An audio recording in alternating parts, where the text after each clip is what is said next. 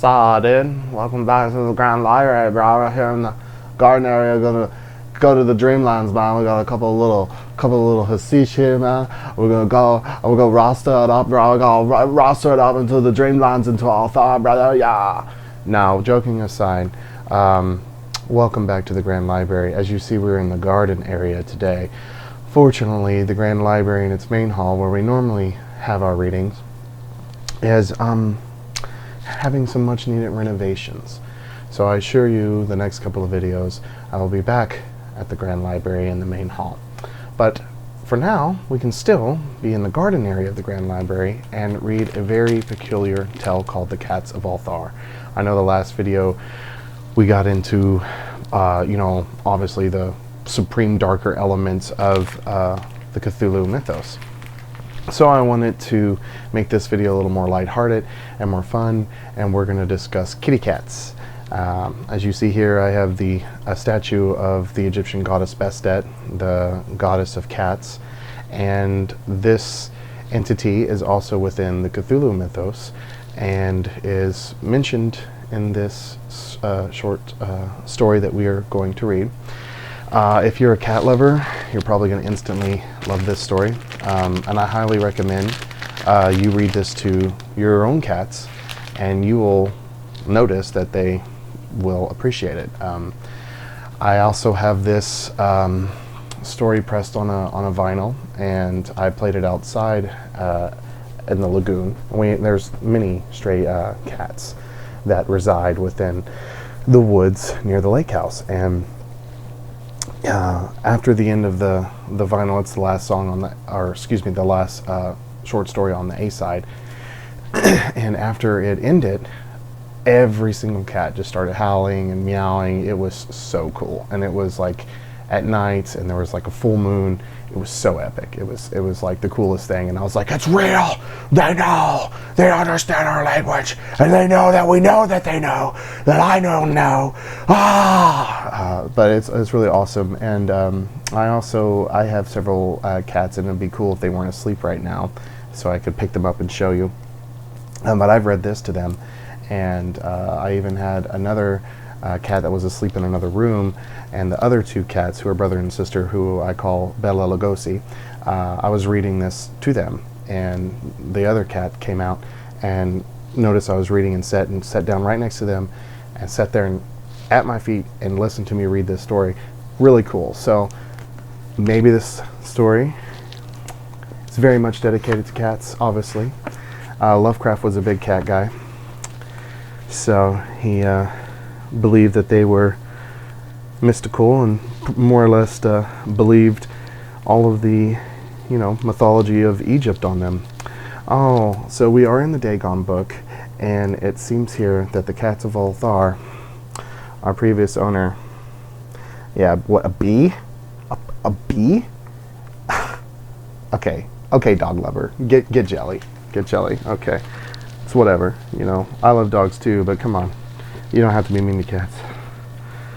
Okay. So, what more can we say about this before we dive in? I guess, it was written in June of 1920. In the tale, an unnamed narrator relates the story of how a law forbidding the killing of cats came to be in a town called Ulthar. As the narrative goes, the city is home to an old couple who enjoyed capturing and killing the townspeople's cats. When a caravan of wanderers passes through the city, the kitten of an orphan, Minas, traveling with the band, disappear. Upon hearing of the couple's violent acts towards cats, Minas invokes a prayer before leaving town that causes the local phenom to swarm the cat killers and execute judgment. This story is very much influenced by Lord Dunsany. I know I've mentioned him prior. And this is another story that was a personal favorite of Lovecraft's himself. Like he did like The Color Out of Space and this one, and this is considered the best short story of Lovecraft's early period, and is still today one of his most beloved short stories. Now this is a very, very, very short story. So I am going to also read the other gods in this video, and we'll discuss that short story here in a moment. But both of these short stories will be needed for full appreciation and understanding of the dream quest of Unknown Kadaf. So another thing that's kind of cool, I just want to discuss before we read this, in Babastis in Egypt, there was also a same law that if you killed a cat, you got the death penalty, and it was the central hub of the cult of Bastet. So it's kind of cool that Lovecraft took this and put it in Ulthar.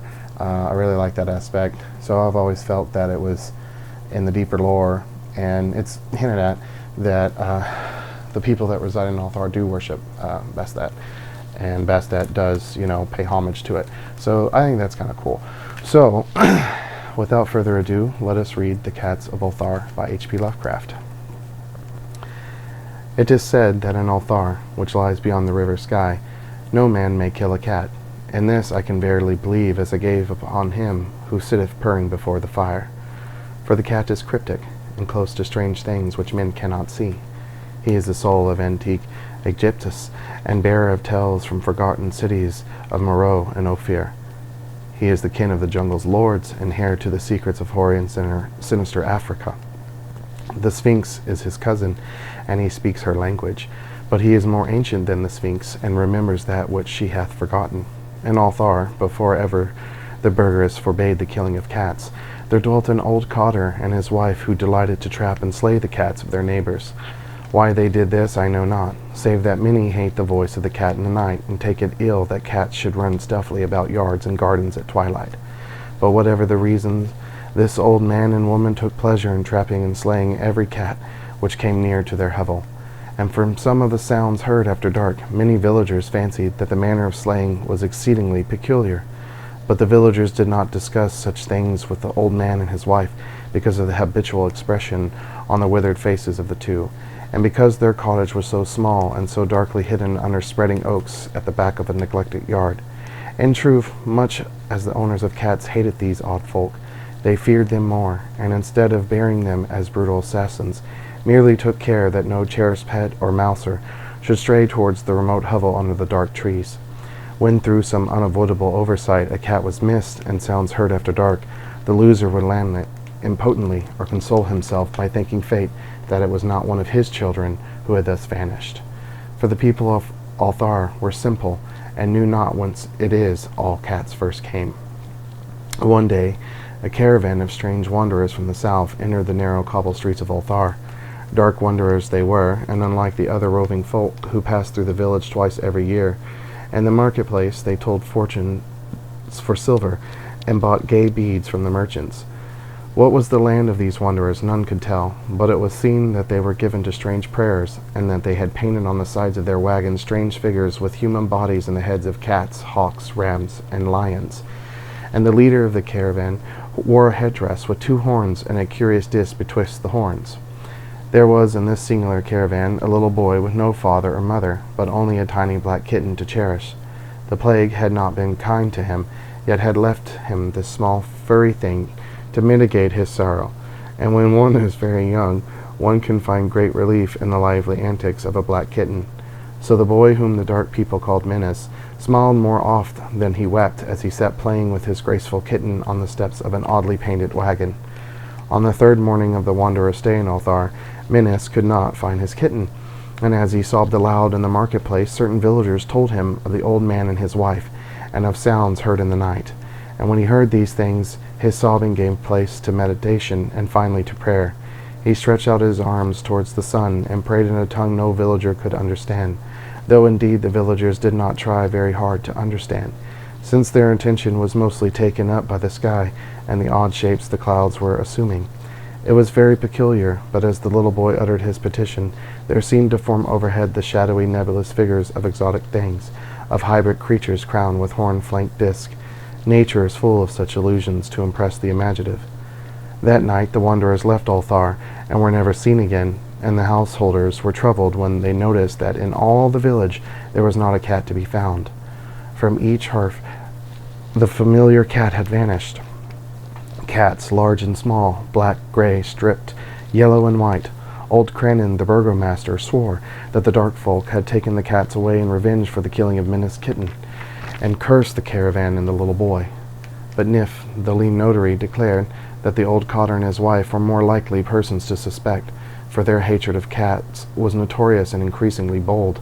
Still, no one durst complain to the sinister couple, even with little Ulthar, the innkeeper's son, vowed that he had at twilight seen all the cats of Ulthar and that accursed yard under the trees, pacing very slowly and solemnly in a circle around the cottage, two abreast as if in performance of some unheard-of rite of beast. The villagers did not know how much to believe from a small boy, and though they feared that the evil pair had charmed the cats to their death, they preferred not to chide the old cotter till they met him outside his dark and repellent yard. So Ulthar went to sleep in vain anger, and when the people awakened at dawn, behold, every cat was back at his accustomed hearth, large and small, black, gray, stripped, yellow, and white, none was missing. Very sleek and fat did the cats appear, and sonorous with purring content. The citizens talked with one another of the affair, and marveled not a little. Old Cranon again insisted that if it was the dark folk who had taken them, since cats did not return alive from the cottage of the ancient man and his wife. But all agreed on one thing, that the refusal of all the cats to eat their portions of meat or drink their saucers of milk was exceedingly curious, and for 2 whole days the sleek lazy cats of Ulthar would touch no food, but only doze by the fire or in the sun. It was fully a week before the villagers noticed that no lights were appearing at dusk in the windows of the cottage under the trees. Then the lean Nith remarked that no one had seen the old man or his wife since the night the cats were away. And another week the burgomaster decided to overcome his fear and call at the strangely silent dwelling as a matter of duty, though in so doing he was careful to take with him Shang the blacksmith and Toll the cutter of stone as witnesses. And when they had broken down the frail door, they found only this: 2 cleanly picked human skeletons on the earthen floor, and a number of singular beetles crawling in the shadowy corners. There was subsequently much talk among the burghers of Ulthar. Zeph, the coroner, disputed at length with Nith, the lean notary, and Cranon and Shang and Toll were overwhelmed with questions. Even little Ulthar, the innkeeper's son, was closely questioned and given a sweetmeat as reward. They talked of the old cotter and his wife, of the caravan of dark wanderers, a small menace and his black kitten, of the prayer of menace, and of the sky during that prayer, of the doings of the cats on the night the caravan left, and of what was later found in the cottage under the dark trees in the repellent yard. And in the end the burghers passed that remarkable law, which is told of by traders in Hetheg and discussed by travelers in near, namely that in Ulthar no man may kill a cat. Yes! It's what you wish could happen for those poor animals that have to suffer horrible abuse by people. You know, that's why I really like this story, because a lot of people are mean to cats, and it sucks because they're awesome, mystical kitty cats. That's a very wholesome story. It does take place in the Dreamlands. A lot of it's kind of like I discussed in another video, where it's like these events may have happened in the real world, but then they are also still kind of, you know, exist within the Dreamlands. So it's cool. So basically, from now on, and even in the Dreamlands, don't kill a cat in Ulthar, or you'll freaking get killed by kittens, eaten alive by cats. So we will also now take this moment to read The Other Gods. Now The Other Gods is another dream cycle story. It's a fantasy short story written by Lovecraft on August 14, 1921. It was first published in the November 1933 issue of the Fantasy Fan.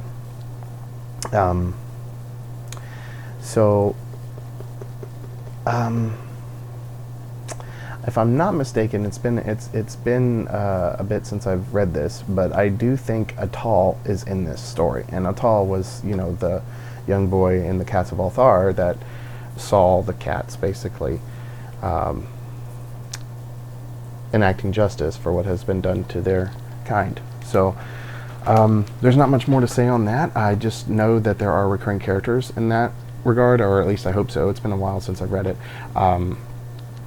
So I thought this would be a good kind of double feature because the Cats of Ulthar are so short, and this is also so short. So I'll kind of hang out after I read this, and we'll kind of geek out for a little bit. Just that way this video can be kind of as equally long as the other ones. So anyways, get yourself all cozy, get your drinks ready, and this is The Other Gods by H.P. Lovecraft. Atop the tallest of earth's peaks dwell the gods of earth, and suffer no man to tell that he hath looked upon them. Lesser peaks they once inhabited, but ever the men from the plains would scale the slopes of rock and snow, driving the gods to higher and higher mountains, till now only the last remains. When they left their older peaks, they took with them all signs of themselves, save once, it is said, when they left a caravan image of the face of the mountain which they called Nagranic. But now they have betaken themselves to unknown Kadaf, and the cold wastes where no man treads, and are grown stern. Having no higher peak whereto to flee at the coming of men, they are grown stern, and when once they suffered men to displace them, they now forbid men to come, or coming to depart. It is well for men that they know not of Kadaf and the cold waste, else they would seek injudiciously to scale it. Sometimes, when earth gods are homesick, they visit in the still night the peaks where once they dwelt, and weep softly as they try to play in the olden way of remembered slopes. Men have felt the tears of the gods on White Cat Thurai, though they have thought in rain, and have heard the sighs of the gods in the plaintive dawn winds of Laron, and cloud ships the gods are wont to travel, and wise cotters have legends that keep them from certain high peaks at night when it is cloudy, for the gods are not lenient as of old. In Ulthar, which lies beyond the river sky, once dwelt an old man avid to behold the gods of earth, a man deeply learned in the 7 cryptic books of earth, and familiar with the monodic manuscripts of distant and frozen Lomar. His name was Barazai the Wise, and the villagers tell of how he went up a mountain on the night of the strange eclipse. Barzai knew so much of the gods that he could tell of their comings and goings, and guessed so many of their secrets that he was deemed half a god himself. It was he who wisely advised the burghers of Ulthar when they passed the remarkable law against the slaying of cats, and when first told the young priest Atal where it is that black cats go at midnight on St. John's Eve. Barazai was learned in the lore of the earth's gods, and had gained a desire to look upon their face. He's Gandalf. He believed that his great secret knowledge of gods could shield him from their wrath, so resolved to go up to the summit of high and rocky Hathleg Claw on a night when he knew the gods would be there. Hatheg Claw is far in the stony desert beyond Hatheg, for which it is named, and rises like a rock statue in a silent temple. Around its peak the mists play always mournfully, for mist are the memories of the gods, and the gods love Hatheg Claw when they dwelt upon it in the old days. Often the gods of earth visit Hatheg Claw in their ships of cloud, casting pale vapors over the slopes as they dance reminiscently on the summit under a clear moon. The villagers of Hatheg say it is ill to climb the Hatheg Claw at any time, and deadly to climb it by night, when pale vapors hide the summit and the moon. But Barazai heeded them not when he came from neighboring Ulthar, when the young priest Atal, who was his disciple. Atal was only the son of an innkeeper, and was sometimes afraid, but Barazai's father had been a landgrave who dwelt in an ancient castle, so he had no common superstition in his blood, and only laughed at the fearful cotters. Barazai and Atal went out of Hatheg into the stony desert, despite the prayers of peasants, and talked of earth's gods by their campfires at night. Many days they traveled, and from afar saw lofty Hatheg Claw with his aureole of mournful mist. On the 13th day they reached the mountain's lonely base, and Atal spoke of his fears. But Barazai was old and learned, and had no fears, so led the way boldly up the slope that no man had scaled since the time of Sansu, who is written of which fright in the moldy monodic manuscripts. The way was rocky, and made perilous by chasms, cliffs, and falling stones. Later it grew cold and snowy, and Barzai and Atal often slipped and fell as they hewed and plodded upward with staffs and axes. Finally, the air grew thin, and the sky changed color, and the climbers found it harder to breathe. But still they toiled up and up, marveling at the strangeness of the scene, and thrilling at the thought of what would happen on the summit when the moon was out and the pale vapor spread around. For 3 days they climbed higher and higher towards the roof of the world. Then they camped to wait for the clouding of the moon. For 4 nights no clouds came, and the moon shone down cold through the thin, mournful mist around the silent pinnacle. Then on the 5th night, which was the night of the full moon, Barzai saw some dense clouds far to the north, and stayed up with Atal to watch them draw near. Thick and majestic they sailed, slowly and deliberately onward, ranging themselves round the peak high above the watchers, and hiding the moon and the summit from view.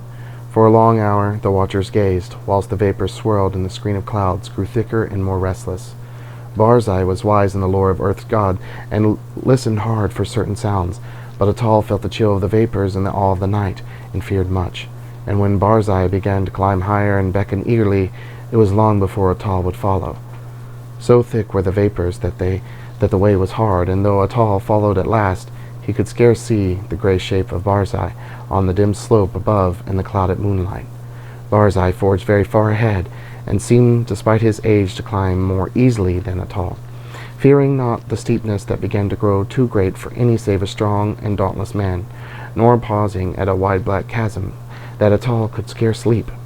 And so they went up wildly over rocks and gulfs, slipping and stumbling, and sometimes awed at the vastness and horrible silence of bleak ice pinnacles and mute granite steeps. Very suddenly Barzai went out of Atal's sight, scaling a hideous cliff that seemed to bulge outward and block the path for any climber not inspired of Earth's gods. Atal was far below, and planning what he should do when he reached the place, when curiously he noticed that the light had grown strong, as if the cloudless peak and moonlight meeting place of the gods were very near. And as he scrambled on towards the bulging cliff and lit sky, he felt fears more shocking than any he had known before. Then through the high mist he heard the voice of Barzai shouting wildly in delight, "I have heard the gods! I have heard Earth's gods singing in revelry on Hathkla. The voices of Earth's gods are known to Barzai the prophet. The mists are thin and the moon is bright, and I shall see the gods dancing wildly in Hathkla that they loved in youth. The wisdom of Barzai hath made him greater than Earth's gods, and against his will their spells and barriers are as naught.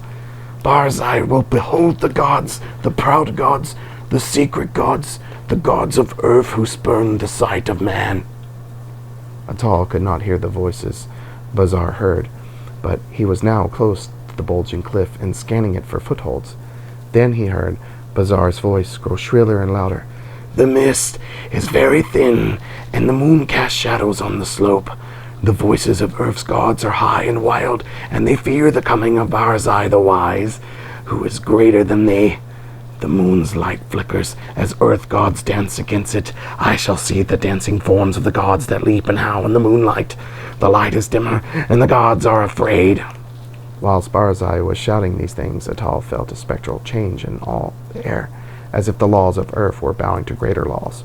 For though the way was steeper than ever, the upward path was now grown fearsomely easy, and the bulging cliff proved scarce an obstacle when he reached it and slid perilously up its convex face. The light of the moon had strangely failed, and as Atal plunged upwards through the mist, he heard Barzai the Wise shrieking in the shadows, "The moon is dark, and the gods dance in the night.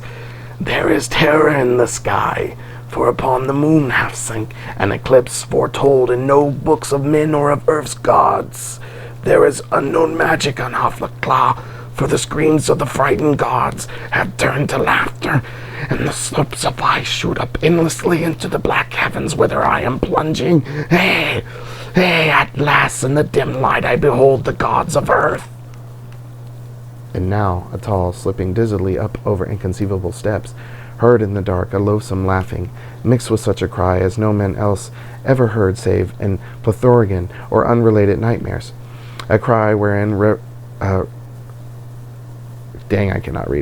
reverberated the horror and anguish of a haunted lifetime packed onto one atrocious moment. "The other gods! The other gods! The gods of the outer hells that guard the feeble gods of Earth! Look away! Go back! Do not see! Do not see!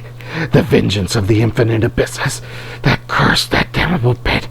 Merciful gods of Earth, I am falling into the sky!" And as Atal shut his eyes and stopped his ears and tried to jump downward against the frightful pull from unknown heights, there resounded on Haflick Cloud that terrible peal of thunder which awakened the good cotters of the plains and the honest burgess of Hatheg, Nir, and Ulthar, and caused them to behold through the clouds that strange eclipse of the moon that no book ever predicted. And when the moon came out at last, Atal was safe on the lower snows of the mountain without sight of earth's gods, or of the other gods. Now it is told in the mouldy Mennonic manuscripts that Sansu found naught but worldless ice and rock when he did climb Halath Clag and the youth of the world. Yet when the men of Ulthar and Nir and Hatheg crushed their fears and scaled that haunted steep by day in search of Burzai the Wise, they found graven in the naked stone of the summit a curious and cyclopean symbol 50 cubits wide, as if the rock had been riven by some titanic chisel.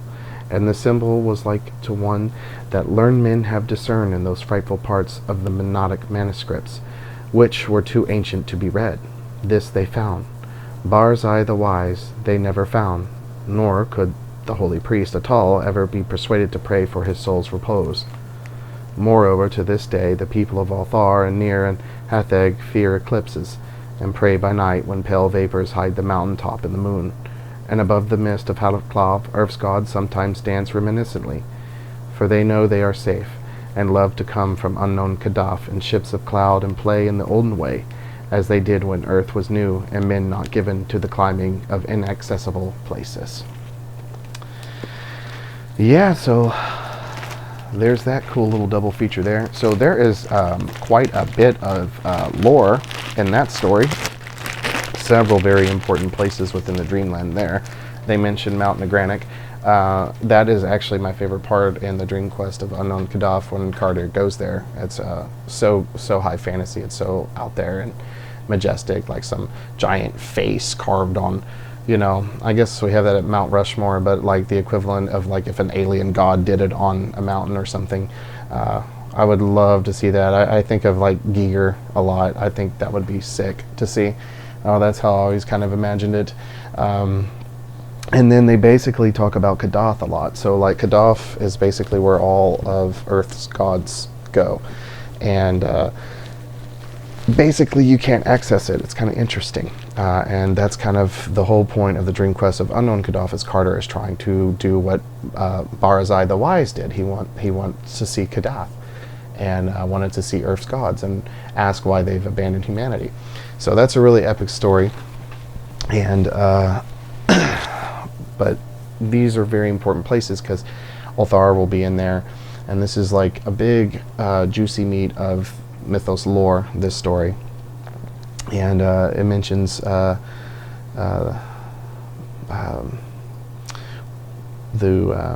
Mennonic manuscripts again appear, so that's kind of like the Yithian stuff. So, you know, we're getting really close to the really big epic heavy hitters here, where we really are going to start reading about Cthulhu and Dagon again and Harley Hotep and stuff like that. But I just wanted to kind of insert these two little short stories together for you all. And this is the week of Thanksgiving, so if you celebrate that, I hope you have a good Thanksgiving. And I hope that this video will provide suitable sustenance to you as well, as far as company. You know, the dream cycle is pretty awesome. I hope you're all enjoying it. It seems like you are from some of the feedback I'm getting. But I think the next video I will do is, you know, it's getting kind of close to Christmas, so I think it's time to go to Kingsport. And Kingsport is known for its Christmas festivals, I'll tell you that much. And so we're going to go there. It's definitely a cleaner seaport town than Innsmouth or Arkham or Newburyport. So I look forward to visiting that illustrious seaport city, town, whatever you want to call it, and next week. And I hope you all have a wonderful day and night. Stay spooky, stay salty, and always Cthulhu Fatagan.